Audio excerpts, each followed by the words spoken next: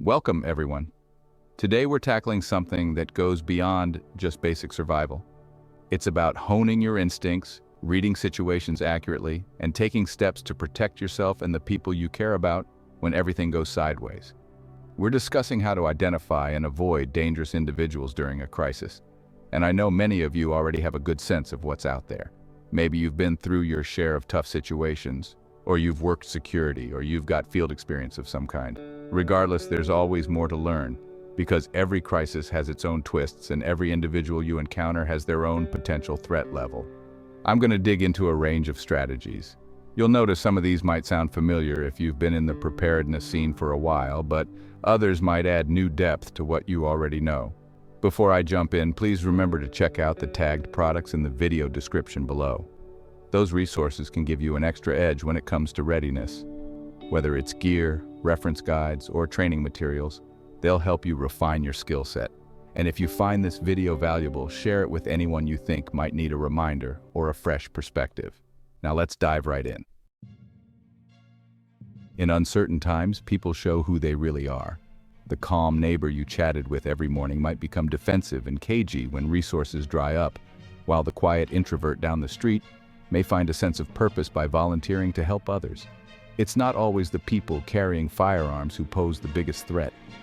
Sometimes it's the manipulative opportunists who slip under your radar. That's why it's never enough to just say, "Watch out for armed criminals."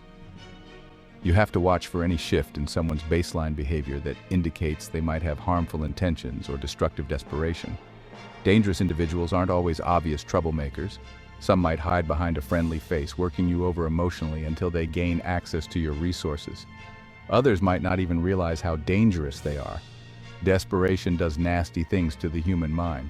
When someone feels cornered, out of food, lacking medication, stuck with no exit plan, those survival instincts can override whatever moral compass they once had. At the same time, a crisis magnifies the tendencies people already have. Someone with an inclination toward violence might relish the breakdown of social order. Another person who's habitually deceitful may escalate their schemes, weaving elaborate lies to get what they want. What you need to do is sharpen your awareness of those subtle cues that indicate when someone's starting to slip out of control. Groups can be particularly complicated. In stable times, a tight-knit community can be a wonderful thing, pooling together resources and talents. But in a crisis, group dynamics can shift fast. A charismatic leader might seize too much control, or cliques may form, sowing distrust from within. When you see secrecy, intimidation, and a refusal to hear dissent, that's a surefire warning sign. It only takes a handful of bad actors to turn a well-meaning collective into a danger zone. So be mindful of any group's evolving internal politics. Situational awareness isn't about walking around paranoid.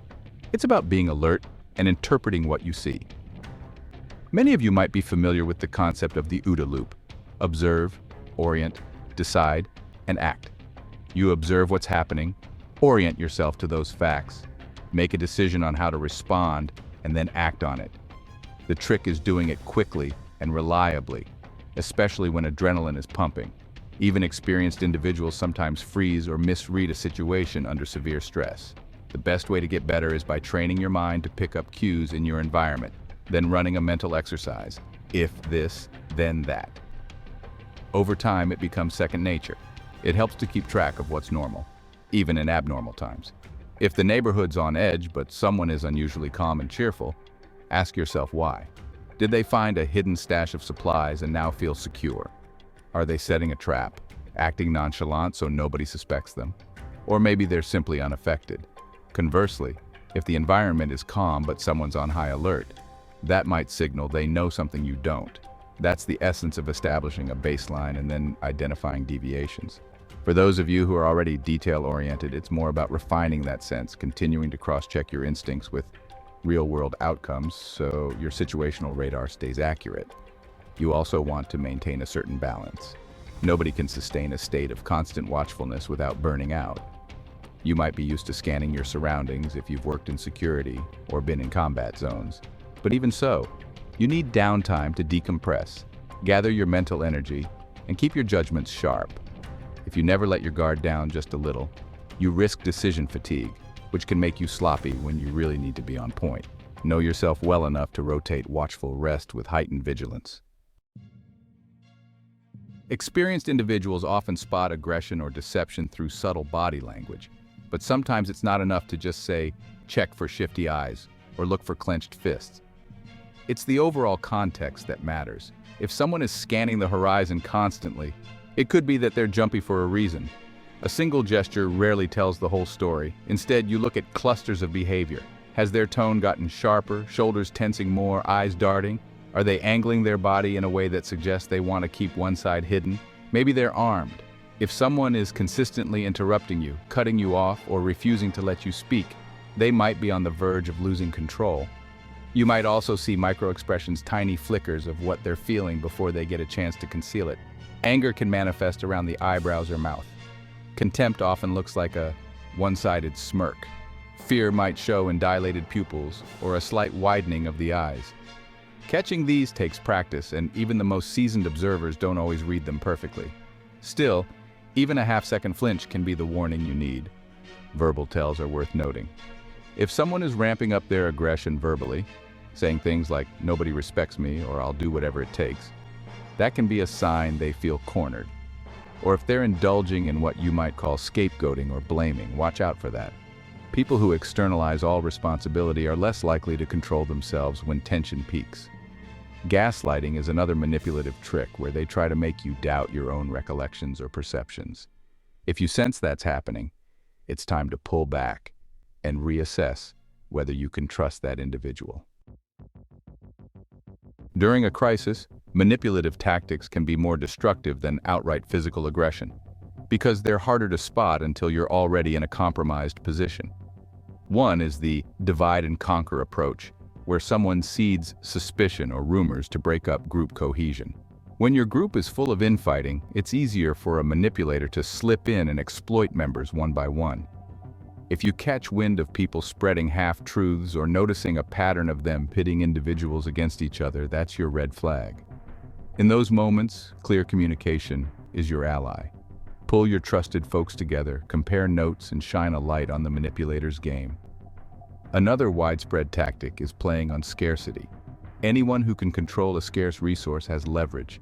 Let's say they have medicine that others desperately need. That can morph into extortion. Some groups or individuals will ramp up prices or demand personal favors. If you see someone refusing to share crucial intel, like the true extent of a crisis, while they secure resources for themselves, that's also a sign they're not a team player. Sometimes they'll weaponize empathy too. They might say, "I thought you cared about people in need," to guilt you into handing over supplies you can't afford to lose. It's not about never helping others. It's about making sure your empathy isn't twisted into vulnerability. In certain situations, you'll find straight-up psychological warfare. This can range from spreading catastrophic rumors to organizing staged events meant to scare everyone else. The objective is simple. If they keep you off balance and paranoid, they can manipulate your decisions more easily. They might push you into fleeing an area, leaving behind resources they can scoop up later. Or they force you to stay put and do what they want out of fear. Recognizing when your emotional response feels orchestrated is key. If someone's stories don't line up but they still provoke a visceral sense of dread, step back and ask yourself who benefits if you panic. Knowing how to read a room, or a neighborhood, or an entire region can save you endless grief. Look at the tone of the area. Are there makeshift barricades that weren't there yesterday? New graffiti markings? Unusual gatherings at intersections? These can indicate territory claims or areas that have become no-go zones. If you see a cluster of people in hushed, intense conversation, it might be that they're worried or upset about a recent event. If you hear sporadic gunshots, and then notice a dramatic shift in the crowd's energy, you might be on the brink of a riot. Each of these environmental markers can guide you in deciding where to go and where to avoid. Large crowds can be a mixed bag. There's potential safety in numbers if everyone is on the same page, but a mob mentality can turn ugly fast, especially if someone fans the flames of anger or fear. Watch for any rising tension, like a conversation that escalates into shouting or people shoving at the front of a line for supplies. If you notice that spark, it's often wiser to slip away. Even if you have a protective presence or a strong personality, controlling a group once it's in frenzy mode is nearly impossible. Territorial behaviors can manifest as subtle signs like certain clothing colors or symbols posted on walls, fences, or even on the ground. You might see consistent patterns, such as repeated markings that indicate a boundary. If you stumble upon them, consider checking a different route.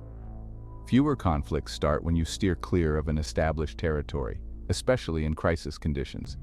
That doesn't mean you can't negotiate or collaborate with groups if you need something, but always do so carefully and on your terms, if possible. The ideal scenario is to see trouble coming and sidestep it altogether. That's not cowardice, it's strategic. If your senses tell you something is off, trust that feeling.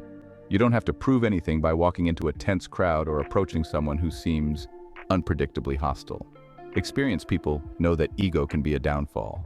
Sure, you might have training, but if a situation escalates beyond your capacity or if the environment is stacked against you, the best fight is the one you never have to get into. Keeping a low profile doesn't mean hiding in the shadows. It means avoiding behavior or appearances that scream, "I have what you want." That might be gear, resources, or specialized knowledge. It might feel unnatural at first, especially if you're used to standing out or leading. But in times of widespread chaos, people notice anything that hints at advantage. If you look too well prepared while everyone else is struggling, it can invite unwanted attention. Show you have enough to be functional, but not so much that you become a mark. Keep your most valuable supplies stashed securely and out of sight. Confidence is good, flaunting is not. Steering clear of hot spots is another no-brainer. But you'd be surprised how many folks walk right into trouble because they underestimate how quickly things can go south. If you hear about ongoing violence in a certain block, weigh your options. Is traveling through that zone really worth it? A longer detour might save you from confronting dangerous individuals head-on. Also, establish fallback points with your close circle, maybe a friend's house or a designated meeting spot, if your primary location becomes compromised. Communication lines might be unreliable, so make sure everyone knows the plan in advance. Many of you understand that there's power in numbers, especially if you trust the folks around you. It can be easier to stand guard in shifts, manage resources fairly, and exchange intel when you have multiple sets of eyes and ears on the ground. But let's be honest, groups aren't automatically safe havens. Sometimes the biggest threat to your security is the tension within your own ranks. That's why it's crucial to set a foundation of clear expectations. How do you handle shared resources? What's the protocol for bringing in new people? How do you resolve disputes? Even among skilled, experienced individuals, leadership struggles can arise. You might have 2 or 3 people who are used to being in charge. And if your group is big enough, smaller factions might form based on personal loyalties or philosophies. Keep your finger on the pulse of these internal dynamics. If you see arguments flaring up regularly or certain people withholding supplies, nip it in the bud with open dialogue. Ask questions like, "What's going on here?" Or, "How can we fix this quickly?" Avoid letting problems fester because a crisis magnifies every little crack in group cohesion. Vetting newcomers is another thorny issue. You don't want to close off your group from genuinely helpful folks, but you can't just let any stranger walk in. If someone is seeking refuge, ask them about their background and skills. You can learn a lot from how they answer. Are they transparent or evasive? Do they offer to contribute to the group's well-being, or do they seem entitled? And remain watchful in those first days or weeks. Trust can be built, but it has to be earned, especially in a volatile environment. Most of you are already acquainted with the basics: situational awareness, resource management, and so on. Let's talk about some advanced nuances that can make a difference. Micro-expression training is one. Even if you consider yourself good at reading people, there's always room for refinement.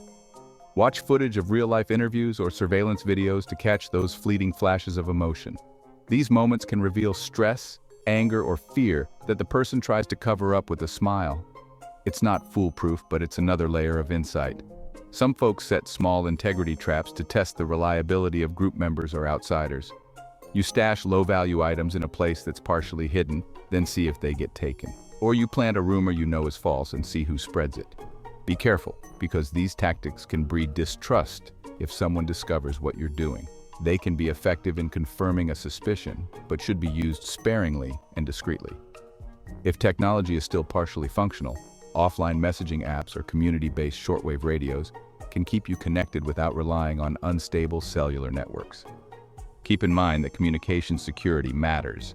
If you suspect eavesdroppers, establish simple codes, maybe use innocuous phrases to indicate real danger. Something like, "I'm missing the green jacket I used to wear" could mean I'm in immediate trouble for those who know the code, but it sounds mundane to everyone else. One more subtlety is anticipating conflict before it fully ignites. If you're out scouting or traveling, you might notice a group that's tense but hasn't reached a boiling point yet. Maybe they're running short on supplies or personal grievances are piling up. If you sense that a conflict is about to erupt, you can decide whether to intervene diplomatically or remove yourself before you get pulled in. This ability to forecast social or emotional flashpoints is invaluable in preventing a confrontation or at least not being caught in the crossfire. When it becomes necessary to move from one safe spot to another or out of a hot zone entirely, some of you are already used to operational planning. You know it's not just about hopping in a vehicle and driving off. You want multiple routes planned, ideally with intel on where potential choke points or hostile groups might be. If you hear rumors that a particular highway is full of bandits, confirm it through more than one source if possible. Rumors can be blown out of proportion or used as a scare tactic. Travel timing is another consideration. The simplest approach is to go when there's less foot and vehicle traffic, but that might mean traveling at night or very early. That has its own risks. Consider how confident you are navigating in the dark and whether you have gear like night vision or even a reliable flashlight that won't draw too much attention. Sometimes, traveling in the late morning can be safer than early dawn if it means better visibility and fewer surprises. It depends on your exact environment. If you're going on foot, maintain a steady pace and keep an eye on potential ambush spots, corners, alleyways, abandoned buildings with easy vantage points. Keep your group compact enough to react together, but not so bunched up that one well-thrown projectile could incapacitate multiple people. If you're in a vehicle, pay attention to parking strategy. Face your exit route so you can peel out quickly if you have to. Hide anything valuable from plain sight. A random crowbar or even an old duffel bag might pique someone's interest, so keep it tucked away. If you decide to bring extra supplies for barter or gifts, store them separately so you can access them without revealing your entire stash. Sometimes, a small token can ease a tense checkpoint crossing or secure a quick favor. But you never want to flash all your cards because that invites trouble. Choose your traveling companions carefully. Everyone should know the plan, the route, the backup route, and the signals you'll use if something goes wrong. Now let's talk about that delicate art of diffusing a tense situation. Sometimes just a calm tone and a willingness to listen can reduce the temperature in the room. If you're dealing with someone who's upset because they've been wronged, let them express their anger. People often calm down once they feel heard. Offer a paraphrase back. "So you're saying you believe someone here cheated you out of your share of supplies?" That shows you're not dismissing them. Empathy goes a long way, but be authentic. If you fake it, people usually sense the insincerity. A skilled manipulator might try to weaponize your empathy, so maintain that mental boundary. Empathize, but don't hand over all your leverage.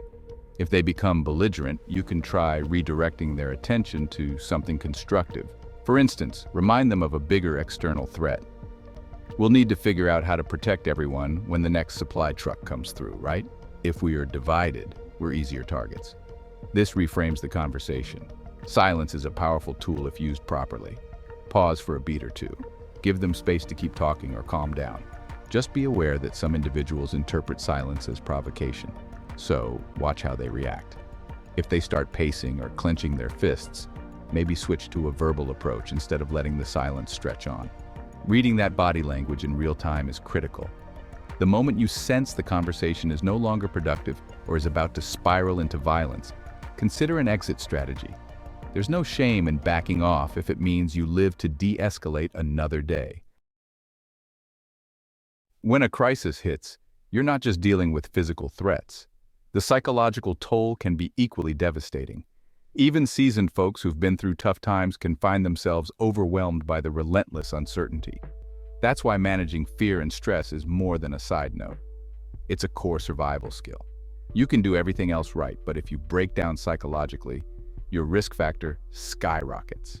Things like tactical breathing can help. Inhale for a few counts, hold it, exhale slowly.